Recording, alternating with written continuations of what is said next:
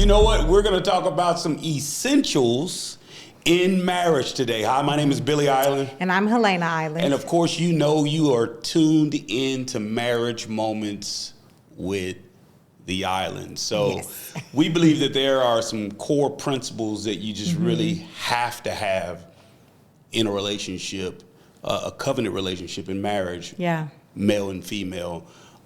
We truly believe that without these bedrocks, without these principles, it's impossible to have a healthy relationship. Let's unpack that a little bit, Helena. Okay. I personally believe that it's not a cliche, right, to have the saying Jesus at the center. I really don't know how people do marriage without a personal relationship with the Lord themselves. I feel like that's a bedrock that has kept that's the big piece that has kept all the other little essential pieces to having a good, healthy, strong marriage intact. If you don't have a relationship Yeah. with Jesus Christ, this is a very important time for you to go ahead and take a pause and reflect on your life and how it's impossible to have a healthy life. And you probably have a track record or look in the past, not to be judgmental or anything, but seems like you just are falling apart many times. And that is a clear indicator that you need Jesus. Yeah. Now, after you have Jesus, it's not like hard times won't take place. It is impossible to live a life exempt from pain. But misery is optional. And a life without Christ is full of misery. And so we cannot exclude suffering from our life. But I want you to think about this. God sent his only son, Jesus, to die on the cross for each and every last one of our sins. And we cannot save ourselves. Right. And if you have not accepted the Lord Jesus Christ, I really would love for you to accept him in your heart. Just a simple prayer in your heart. Lord, I can't save myself. Yeah. And I do believe that you sent your son, Jesus, to die on the cross. And when he died on the cross, he died in my place. And I accept that sacrifice. Amen.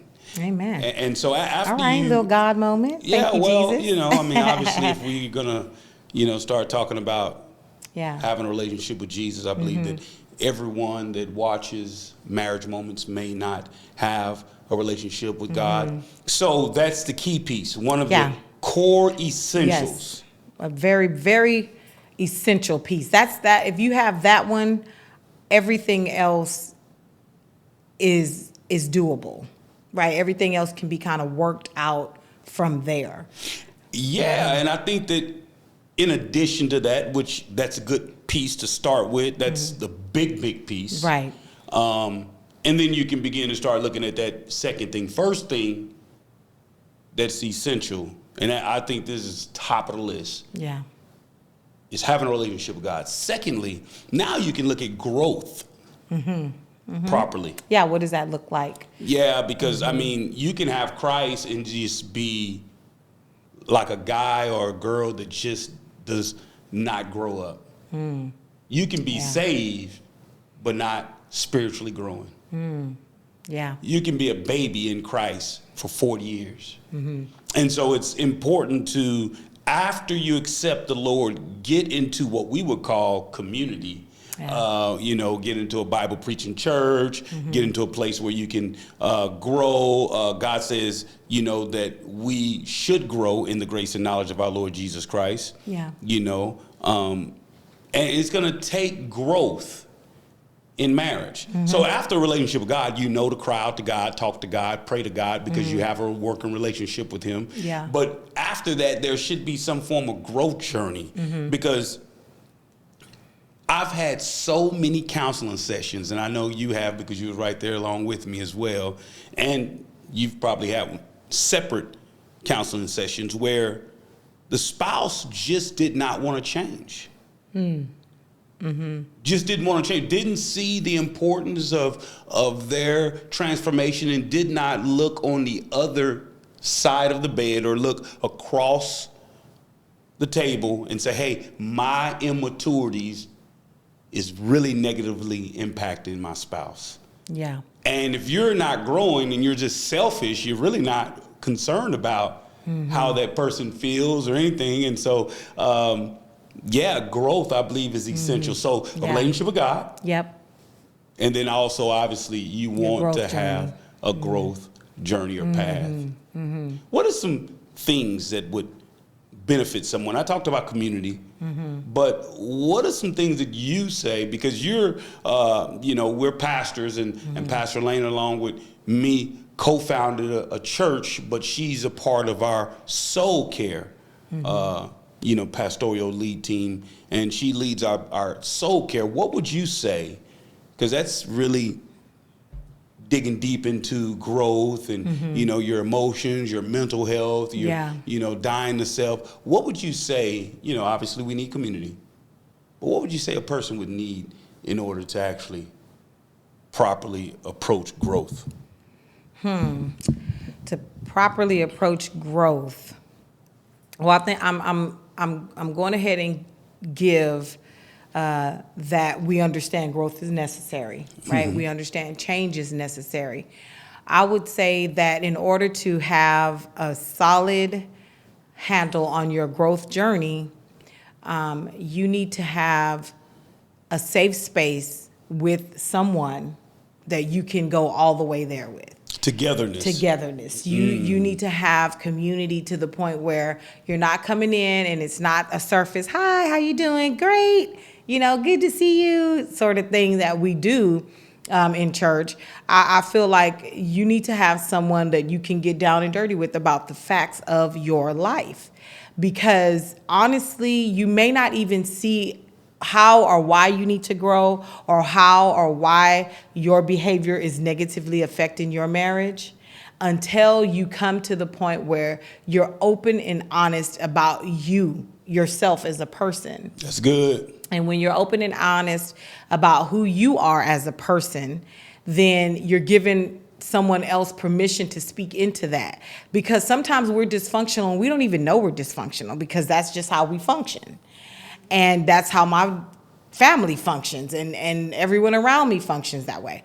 Well, it's a detriment and it's, secretly and slowly killing the life of your marriage because you don't even see the need to grow. So I think that in order to be on a safe and healthy growth journey, you need to be able to open up, go all the way there with someone so that they can start helping you pinpoint areas that could be negatively affecting your marriage and negatively affecting you as a person, and you may not even know it, Yeah. So I think that's important. And I think that in order to go just on an overall growth journey in a marriage, like you're on a growth journey I'm on a growth journey as an individual, you're on your growth journey, but to grow together in a marriage, I feel like it's super important to have trust. Trust is another essential thing because with trust, you start to create what is called a safe space. Yeah. If you don't trust your partner, you don't feel safe with your partner. Now, that doesn't necessarily mean that there's physical fights and it gets physical or anything like that. It just means that you're guarded with this emotion. You're holding your cards close to your chest because you don't know if you don't trust that this person may or may not weaponize this truth later on, you know? And so it's super important. That's why your growth journey as an individual is important, so that you are able to play your part in creating a safe space with your partner so that you don't weaponize the truth that they share with you. Yeah, I like what you're saying because trust, many people say is giving, but it's actually earned. You may give someone a certain amount of trust, but in order to truly be transparent and go all the way there, like you're saying in a marriage, like it's earned. Yeah. Over time. We don't even trust soldiers with our country until they went through basic training. Right. You know, it's very important for us to know that trust is earned. Yeah. So you start doing certain things in the marriage and you say, okay. You know, like if Helena opens up about a particular emotional turmoil that she may have had in the past, and if I just brush over it and move on and just keep on talking as if she didn't say it, she's like, wow, that didn't matter to him. I don't know if I can trust my deep hurts with him, you know, or like you said, they weaponize it. Yeah. Right. You know, you share something, one of your faults or something you've done in the past, you know, that you were very, very, very embarrassed about, or you're not, you know, you feel a little guilt or shame about that, right? Yeah. And, you know, you get enough nerve to communicate to that spouse, and all of a sudden now, in an argument, they flip it on you and say, well, I don't want you to do me like you did that last guy. And it's like, oh my God, now it puts up a barrier, a wall where you don't feel like this is a safe space. Yes. And then the trust level erodes. So you're earning it as someone's opening up. The more someone's opening up, it's like your trust is you know, equity is gaining momentum upward. Because the individual is saying, wow, they empathized with me. Yeah. Wow, they actually listened to me. They heard me. You know, and I think that trust, I mean, without that, you can have so many other things that we're going to talk about. But without that trust, I think you're living in a house. I remember there was a movie when I was growing up. I'm about to share my age. It was called Sleeping with the Enemy. Oh, wow. Yeah. And, you know, so you're laying in bed with seemingly a complete stranger because you can actually even go to work. You know, I think that's where they get now the my work spouse, wife or my work spouse, husband or my work spouse. Yeah. Like you go to work and you can be more transparent at work with your colleagues and your coworkers, but now you go home, it's like you close off and you know, it's just like business as usual. You're taking care of the kids, you're cleaning up, you're paying the bills, you know, you're doing your part. You're almost it's like a partnership. Yeah. And, you know, now this is more like a contract instead of a covenant. Yeah. So trust is essential. Absolutely. In a marriage. I kind of want to touch on, because you said that, you know, as a person opens up, the trust equity grows. And also, as a person is willing to get out there and share, trust equity grows. Yes. You know, as a person, because I remember early on in our marriage, obviously, this concept of trust is built on, right? And so I remember I just didn't know how much I could trust you. And that's really weird and funny, but it's true. Like, you pledged to spend the rest of your life with this person, but in reality, no matter how much time you've dated before, because I feel like we dated a pretty good amount of time, and almost 3 years. We had probably been together, about 4 or 5 years? I think I know where you're going. But all together, we've probably been together about 4 or 5 years. The story you're about to. Well, I don't know if I don't know, because I don't want to blow what you think I'm going to say, but I will say, I didn't trust you like that, you know. And so even though we had dated a while and we had spent time together, we obviously we had a beautiful wedding and pledged love and loyalty to each other till death do us part in front of all these people. But I just didn't trust you like that. But I will say that as you begin to open up, and not so much as even open up, but like be yourself, and as you just begin to be free and just move about in our home and in our marriage, it made me have the courage to say, oh, you know, well, I'm gonna say how I feel, you know. I'm gonna reveal my truth, you know, or whatever, you know, of the situation. And so even expressing and being receptive to a person's perspective and emotional input in something grows your trust equity. So not just saying, oh, this, being open and telling your spouse all these things and how you feel, that is a part of it. But also your spouse receiving that and saying, okay, I'm listening, I hear you, I see you, right? And then it just kind of grows from there.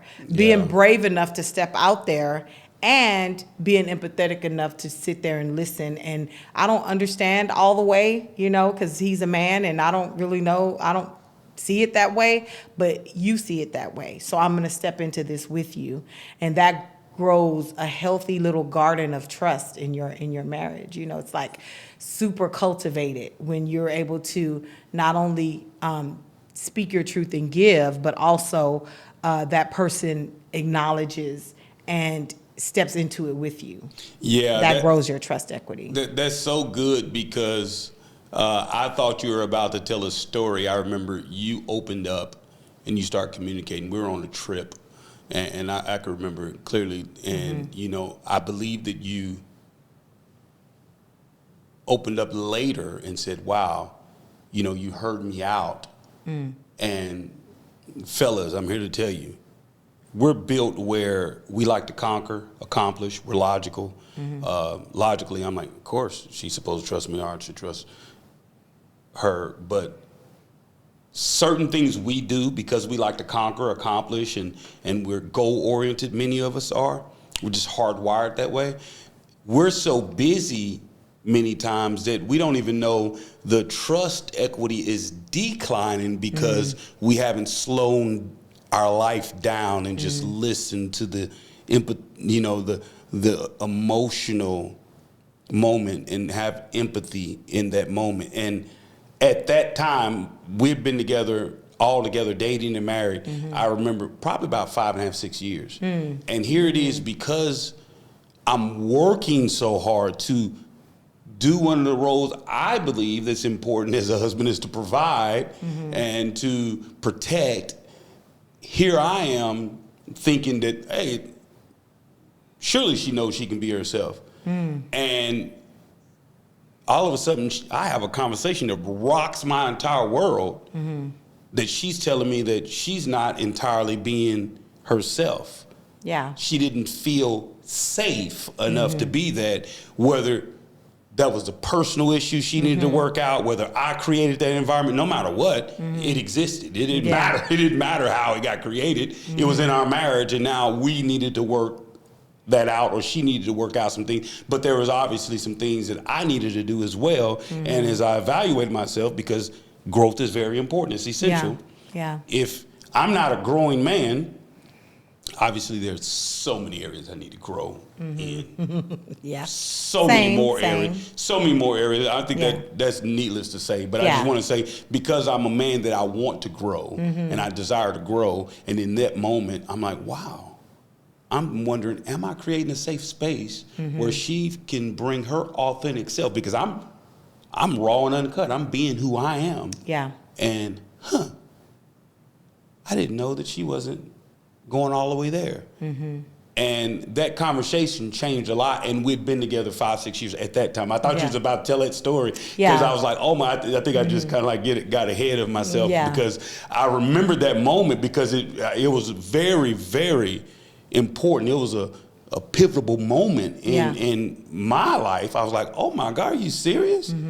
Like, I'm not creating a safe space. Like, what is going on here? And for me, that meant I have to be very intentional, thoughtful about when she's communicating how she feels. Because so many times in a relationship, trust is eroded because someone will tell you how they feel. And it was in a moment in your marriage, meaning you're involved, and when they say, I feel like this, and sometimes you make it seem like they're attacking you. Like, well, I didn't do anything wrong. It's like, they're just telling you their feelings, and that's valid. That's how they feel. You can't change that. Yeah. That's literally how they feel. Now, if you play a role in that, evaluate yourself, don't defend yourself. But so many times, I know before we were like on an emotional journey, I know I would do that. I would like almost think in my mind, if I didn't verbalize it, in my mind I'm thinking like, you know, but it wasn't even about me. Yeah. It was about her telling me how she felt. Yeah. Which builds trust. Now, with Christ at the center, because these are the essentials in marriage, Christian marriage, having Jesus in the center, Yeah. on a growth journey, and learn how to trust one another, we go to what we talked about in the episode prior. Now, if you do not subscribe to our channel on YouTube, shame on you. You need to go and subscribe to our YouTube, because we've talked about communication, and that is one essential. If we're not able to communicate to one another how we feel, even in hard times, if we're not able to course correct, have conflict resolution through communication, there's going to be a lot of stonewalling, because you may say something and I take it as an attack because my communication skills are not, high, and I stonewall you. I put that wall up, I shut down, and I go into my little silo, and it's like, okay, now it's not the two are becoming one, it's one and one, and that's not healthy. Right, I agree. Communication, that's very important. It is very important, and again, being open and being honest is essential. If you want to create healthy communication habits, you have to be honest. And that goes back to the reason why trust in creating a safe space is so important. Because when a person feels safe enough to share openly and honestly, you might not like what your spouse says. Oh, 100%. And if you don't like it, it's okay, because this is a safe space. If it's not a safe space, it's probably going to be lies and just, evading the truth and all of that. But when there is a safe space and your spouse is able to communicate openly and honestly, you don't always like what they have to say. But it's not your responsibility to like it or not like it. Your responsibility is to receive it and evaluate it and find your role in it. Like, if Billy says something, I don't like it, but I can't just dismiss it. Automatically, she just doesn't like it. I say something, she not all like the time. I'm just as saying. Soon as I say something, y'all seen it, right? I say something. This is why communication is super important. This is why. I'm saying, like, I'm just giving an example. If you say something and I may not like what you say, not that you say stuff and I don't like it all the time, but if you say something and I don't like what you're saying, or I ask you a question and you give me your honest opinion of it, and I don't want to hear that, I can't just let it roll off my back like you didn't say anything. I have to take that into account. I have to say, okay, those were some valid points. Because here's the thing, I feel like sometimes in marriage, people forget that when you're married to someone, how they feel about something should have a bearing on what decision you make. Yeah, it matters. It matters. Like, you can't just be like, well, he doesn't want me to buy a car, but I don't care because I want to buy a new car and I'm going to go buy, it's like, wait, hold on. This person, how they feel about the subject, their thoughts towards the topic matter. And I think that sometimes as women, we dismiss sometimes what our man has to say about something because he might yell, or he might get his tone, he may get impatient, or he may, however his response is still valid. Yeah. And we, sometimes it's just easy to dismiss, but it shouldn't be that easy to dismiss. We should take it into consideration. Yeah, and I think that you are hitting so many solid points, and it's showing me that all of this intertwines. Our relationship with God. Absolutely. And if we have a relationship with God, we should be on a growth journey. And if we're growing, then we should be evaluating the areas where we have eroding or thriving trust. And and search that out. Okay, have I created a safe place where I can be trusted? Yeah. And then how am I communicating, my tone? Because fellas, we come with locker room talk. Like we most of us may have been, in sports or just around the fellas slapping each other on the back. Hey, pow! I mean, we just rough, we just are. And then we bring that into a marriage where a woman may be, prissy and emotional, and not emotional wreck, but they just hardwired to feel. They feel a lot more than we do. And I think that when we come in with that locker room talk, even though Helena's saying, hey, you need to filter through the tone and get the principles they're saying because they matter and they're valid, but we also need to make sure that we can evaluate our tone as well, so it can be approachable, so that trust won't be eroded. Because if you just keep on yelling and screaming and talking loud and being impulsive and have compulsive responses, well, knowingly or unknowingly, you may be like really destroying trust through your communication. And this really puts a pin in the last essential I think we can discuss, and that's just love. That thrives. But as we're moving on to that, also, if the relationship is where the wife is more talkative and she's more outgoing and she's the one and the husband is kind of laid back and chill and, like on the docile side, regardless of who exhibits whatever emotion, love is the binder. Yes. Love is the binder. And I think that even though love is a binder, when we don't reverse engineer and go back through to trust and healthy communication and, growth journey and a relationship with God, what happens is you start feeling like this love isn't enough. Yeah, well, I think that when we don't have Jesus, the authentic love, there is no greater love than a man that'll lay down his life for a friend. That's Jesus. God said he is love, and love is God. You can't separate God and love. They're the same, just like water being wet. You can't separate water from being wet or fire from being hot. You just can't separate God and love. I mean, if you have God, you're able to love, especially if you're in a thriving, growing relationship. And that is so important. So now it's not enough. Yes, it's not enough because it may not be the authentic love. It may be what people say love is. The emotional, strain to be affectionate towards someone, and eventually, it's just not enough. It's just not enough. I mean, I can try as hard as I can, to help Helena and serve Helena, and then eventually, it breaks my back if I'm doing it in my own strength. I don't care how much I try to flap my arms.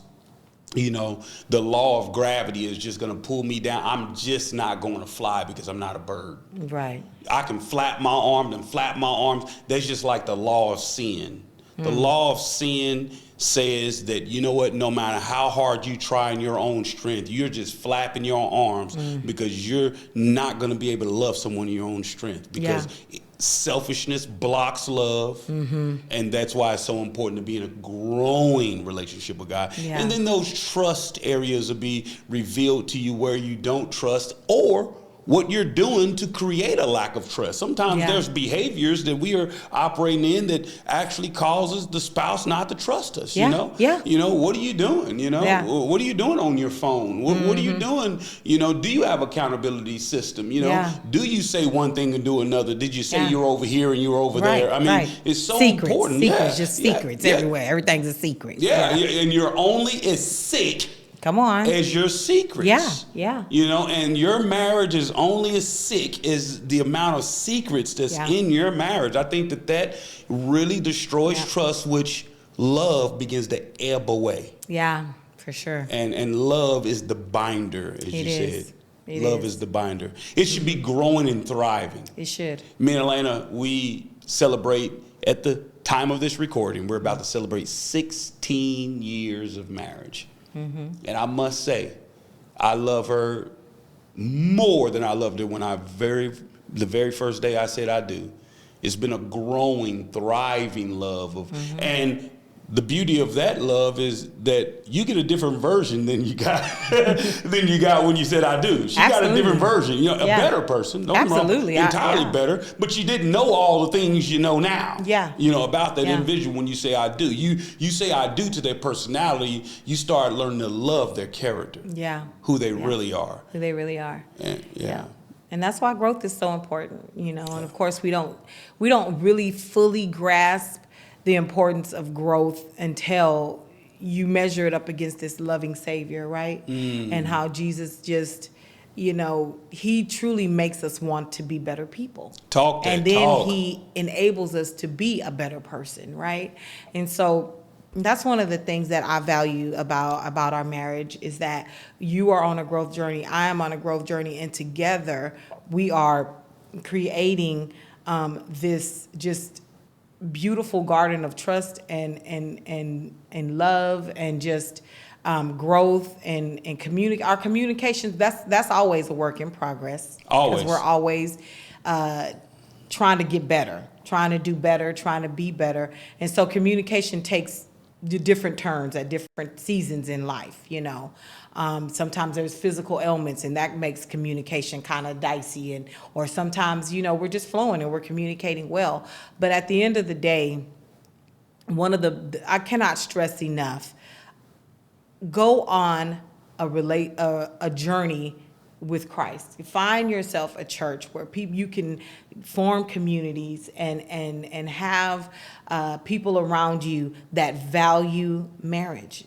Don't quit asking your single friends about your relationship. My God. Quit talking to people who don't value what you have the way you should value it. Stop it. Because they're giving you horrible advice.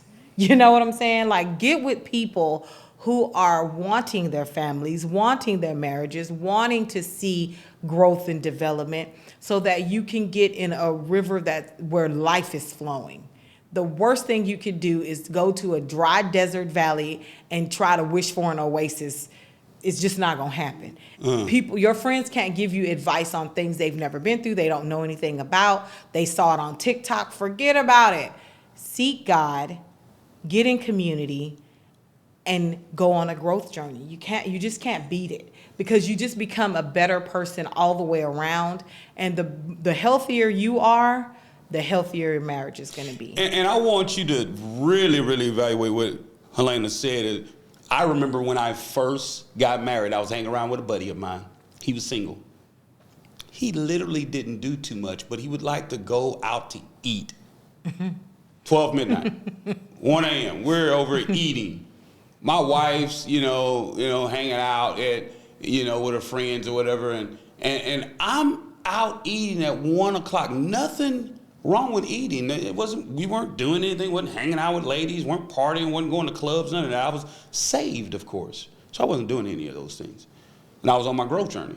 But I was just so happy when this guy got married, because it's like, oh my God, this guy, he's single and he's forgetting, I'm married, bro. Yeah.